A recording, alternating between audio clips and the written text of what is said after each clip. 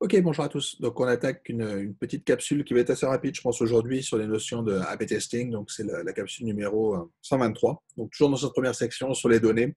Là, on est en train de faire une petite discussion autour de observation versus expérimentation. Et l'histoire du A/B testing, c'est on va essayer de mélanger un petit peu tout ça. Et je vais revenir là-dessus dans une seconde. Ok. Donc, premièrement, je bascule sur mes slides.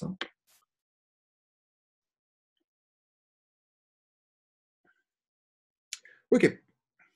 Donc, les notions d'A/B testing, on verra. Donc, c'est un terme qui va inclure pas mal de choses. Euh, donc, je parlerai essentiellement de A/B testing. Euh, euh, Derrière se cachent des termes que vous avez peut-être déjà entendus, qui sont une notion de bandit, donc de bandit manchot.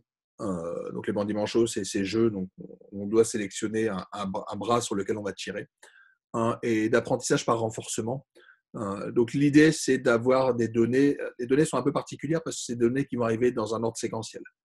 Okay, donc c'est pas comme auparavant où je vous disais j'ai des données et je les analyse. Mes données, elles vont se construire.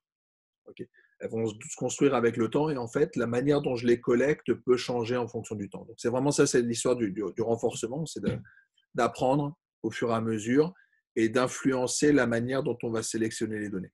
Okay, donc, si on veut repenser à mon exemple dont je parlais auparavant, il y a des biais de sélection dans les données. Okay, donc, par exemple, vous voulez faire un exemple classique en banque, un score de crédit.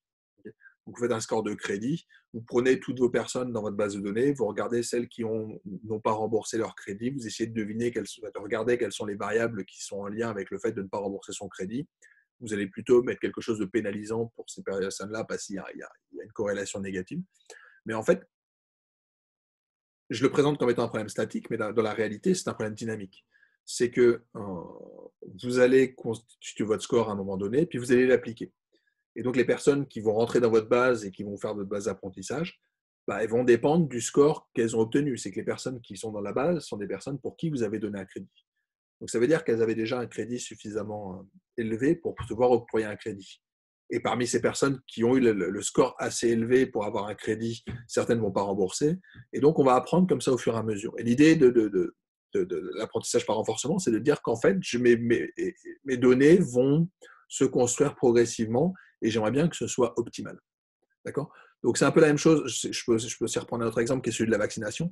La vaccination, soit je me dis, je fais une expérience à très grande échelle. Donc, je fais un vaccin à 200 000 enfants et 200 000 enfants, ça va rendre mon groupe de contrôle. Ou alors, on voit surgir ce débat en fait en ce moment sur les histoires de Covid-19, c'est de dire, je peux peut-être commencer mon design en disant je fais moitié-moitié. Si jamais je m'aperçois que mon groupe de contrôle se comporte mieux, dans ces cas-là, j'ai peut-être intérêt à élargir la taille de mon groupe de contrôle, en fait, de mon groupe de test. Pardon.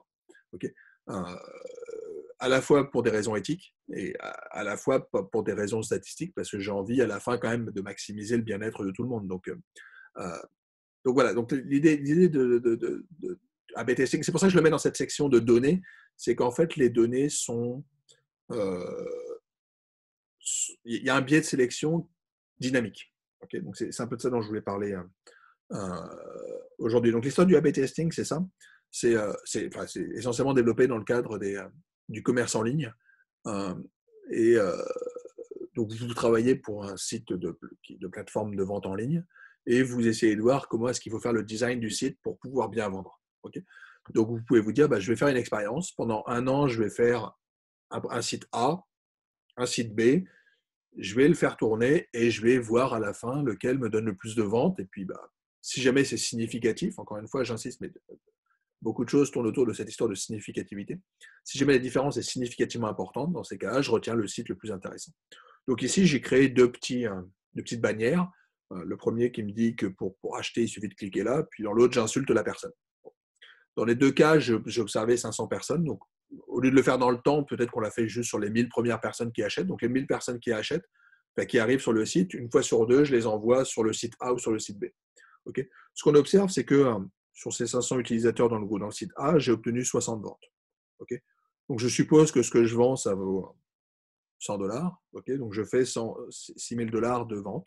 Okay, dans le second cas, mon site numéro B, donc là, j'ai mon site numéro A. Ici, j'ai mon site numéro B. D'où la notion de A/B testing. Okay. J'ai simplement fait 15 ventes. Ok. Donc, je vends beaucoup moins en insultant les gens. Encore une fois, j'essaie peut-être juste de le quantifier. J'aurais pu m'en douter, mais là, on veut le quantifier. Je fais 1 500 $ de vente. Donc, techniquement, on a perdu de l'argent. Okay, c'est que si jamais j'avais su plutôt que le A était bon, j'aurais pu l'utiliser et gagner plus d'argent, en tout cas en perdre moins. Okay, et l'histoire du A/B testing, c'est de se dire, bah, cette intuition que j'ai, peut-être que je peux la mettre en œuvre. Okay, donc le design, il est assez simple, c'est de se dire, bah, comment j'aurais pu savoir que j'étais bon? Bah, peut-être que j'aurais pu me le rendre compte plus tôt. Okay, peut-être qu'en faisant juste 50 observations, j'aurais pu m'en rendre compte. Et dans ces cas-là, je bascule sur le meilleur choix tout de suite. Okay, donc en gros, ce que je vais faire, c'est que les 100 premières personnes qui arrivent, je les affecte de manière aléatoire. Je regarde le site qui me fait faire le plus de ventes et je m'adapte tout de suite après et je passe sur le meilleur choix. Okay, donc là, je vous le fais dans un cadre très très simple qui est juste, je me pose la question entre deux et je tranche définitivement. Mais ce qu'il faut comprendre, c'est que ça va être plus compliqué parce que je vais faire un premier questionnement là-dessus, je vais faire un test et je vais basculer dessus. Puis éventuellement, une semaine après, je vais me dire, en fait, est-ce que je ne pourrais pas changer aussi? Est-ce qu'il faut que je les mette à droite ou il faut que je les mette à gauche, mes bannières? Ou est-ce qu'il faut que je les mette en haut ou en bas? Donc soit je fais directement du multi-arme, du multi-bras, donc il y a plein de choix et je vais tester plein d'expériences, ou alors je les fais séquentiellement. Okay, et encore une fois, ça va influencer la manière dont je vais créer mes données. Encore une fois, c'est vraiment cette histoire de dynamique dans la constitution des données qu'on veut intégrer. Okay, dans l'idée que derrière, le but de ces données, les données sont collectées à des fins commerciales. Donc le fait de chercher des données à des fins commerciales, de collecter des données à des fins commerciales, fait qu'elles sont fondamentalement biaisées. Okay, ce qu'on essaie de faire, c'est de les rendre les moins biaisées possibles, et en tout cas de comprendre comment elles étaient construites pour ensuite pouvoir les exploiter. Okay, donc première étape, c'est que j'ai fait ce tirage aléatoire. Donc les 100 premiers, ils ont le choix. La moitié se font insulter, 50 se font insulter, les 50 autres ne sont pas insultés. Je me rends compte que je fais un peu plus de ventes en n'insultant pas. Et donc les 900 qui suivent, je vais leur offrir la bannière numéro 1. Okay, donc cette fois-ci, on se rend compte qu'on gagne beaucoup plus d'argent. En tout cas, on en perd beaucoup moins. Okay, le fait d'avoir fait ce test, ça ne m'a pas coûté trop cher. Okay, tout à l'heure, ça avait eu un coût assez important, c'est que j'ai perdu l'équivalent de 4 500 $. Là, je perds 10 fois moins. Essentiellement parce que j'ai utilisé 10 fois moins de cobayes pour la seconde expérience. D'accord, donc on voit que fondamentalement, ça intéresse beaucoup les gens qui font du marketing et qui font de la vente. Cette manière de constituer des données, elle est pertinente. Le problème, c'est qu'est-ce qui se passe si jamais je me trompe? Et ça, c'est dangereux. C'est que si jamais je fais des choix aléatoires, mais qu'à la fin de cette petite expérience, suite à pas de chance, les gens préféraient se faire insulter, je passe sur le mode numéro 2. Et en fait, pendant les 1000 premiers utilisateurs, je me rends compte que c'est la catastrophe. Donc là, cette fois-ci, je perds énormément. Okay, donc, on a un dilemme profond. C'est ce dilemme qu'il faut garder en tête, qu'on va avoir tout le temps quand on fait du reinforcement learning, de l'apprentissage par renforcement. C'est ce dilemme entre exploration et exploitation. Okay, j'ai à la fois envie de tester des nouvelles hypothèses, parce que ça me permettra de trouver l'optimum. Okay, c'est de l'optimisation ce qu'on fait. Encore une fois, je l'ai mis dans des capsules à la fin où je parle de maths, mais tout ce qu'on fait en intelligence artificielle, c'est de l'optimisation. Okay, donc je veux trouver le meilleur quelque chose, la meilleure stratégie, le meilleur whatever. Okay, ça existe aussi d'ailleurs en sciences, en sciences de manière générale. Pour l'étude des animaux, par exemple, il y a beaucoup d'expériences où on met des souris dans des labyrinthes et on essaye de voir ce qu'elles font. Donc là, il y a deux solutions. Soit elles se baladent, elles trouvent un chemin pour sortir et elles sont contentes, soit des fois elles explorent. Le fait d'explorer, des fois, ça nous emmène dans des endroits qui ne sont pas incroyables, on perd du temps, mais peut-être qu'en explorant, on peut trouver un chemin plus rapide. Et donc, on a vraiment ce trade-off fondamental entre exploiter l'information qu'on a, j'ai trouvé un chemin, je vais l'utiliser, et celui qui consiste à dire, j'ai peut-être des fois intérêt à explorer pour voir si je ne peux pas trouver un optimum. Okay, donc, c'est vraiment ça qui est mis en œuvre dans ces méthodes-là. Je n'irai pas beaucoup plus loin sur l'explication entre les deux, mais voilà,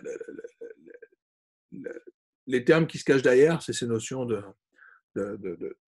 bandits manchots à plusieurs bras, okay, et d'apprentissage par renforcement. On avait publié il n'y a pas très longtemps un survey sur les méthodes d'apprentissage par renforcement. C'est un petit peu mathématique, mais il y a pas mal d'idées en tout cas sur ce genre d'expérience. J'ai mis des petites choses dans les slides. Je me rends compte après coup qu'ils sont peut-être un peu techniques. Donc pour ceux qui veulent aller les lire, vous pouvez. Je vous montre un petit peu la méthode qu'on peut utiliser pour apprendre. Okay. Donc, en fait, de manière séquentielle, on va faire des tirages aléatoires et proposer des choses avec certaines probabilités. Donc, ça va être des mécanismes bayésiens. Je vous renvoie, il y aura des transparents spécifiquement dédiés au modèle bayésien pour expliquer comment est-ce que je fais de la statistique bayésienne. L'idée du bayésien, c'est un apprentissage séquentiel. J'apprends au fur et à mesure et j'essaie d'exploiter. Donc, je vous ai mis quelques algorithmes assez classiques, donc en particulier sur l'apprentissage de Thompson. Je ne vais peut-être pas pour insister trop là-dessus. Donc, il y a des slides qui parlent de ça. Ceux qui sont intéressés, si vous voulez, on peut en reparler. Je pense que on perdait du temps si je vous demandais d'aller regarder tous ces documents en détail. Mais ce qu'il faut comprendre, c'est que ce sont des choses qui sont largement exploitées, pas juste dans le cadre du commerce électronique, mais de manière générale quand on veut faire des expériences. Si jamais vous voulez faire des expériences pour savoir, par exemple, c'est beaucoup utilisé dans les expériences sur la pauvreté, par exemple. Est-ce que le fait d'apporter l'électricité dans un village, ça permet que, par exemple, aux femmes d'avoir plus de temps pour s'occuper d'autres choses.